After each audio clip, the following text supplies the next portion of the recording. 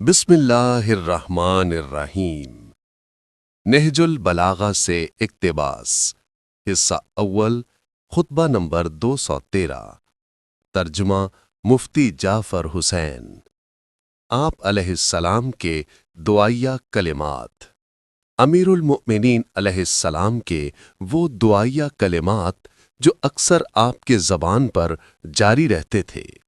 تمام حمد اس اللہ کے لیے ہے جس نے مجھے اس حالت میں رکھا کہ نہ مردہ ہوں، نہ بیمار، نہ میری رگوں پر برس کے جراثیم کا حملہ ہوا ہے، نہ برے اعمال کے نتائج میں گرفتار ہوں، نہ بے اولاد ہوں، نہ دین سے برگشتہ، نہ اپنے پروردگار کا منکر ہوں اور نہ ایمان سے متواحش، نہ میری عقل میں فطور آیا ہے اور نہ پہلی امتوں کے سے عذاب میں مبتلا ہوں۔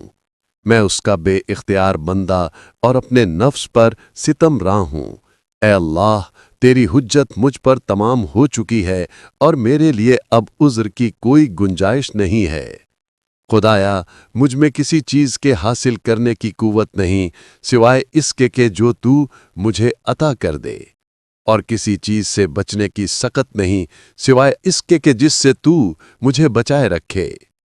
اے اللہ، میں تجھ سے پناہ کا خواستگار ہوں کہ تیری ثروت کے باوجود فقیر و تہی بست رہوں، یا تیری رہنمائی کے ہوتے ہوئے بھٹک جاؤں، یا تیری سلطنت میں رہتے ہوئے ستایا جاؤں یا ذلیل کیا جاؤں، جبکہ تمام اختیارات تجھے حاصل ہیں۔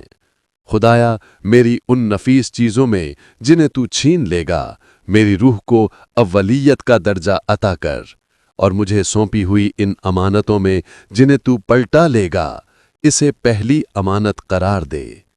اے اللہ، ہم تجھ سے پناہ کے طلبگار ہیں اس بات سے کہ تیرے ارشاد سے منہ موڑیں، یا ایسے فتنوں میں پڑ جائیں کہ تیرے دین سے پھر جائیں، یا تیری طرف سے آئی ہوئی ہدایت کو قبول کرنے کے بجائے نفسانی خواہشیں ہمیں برائی کی طرف لے جائیں۔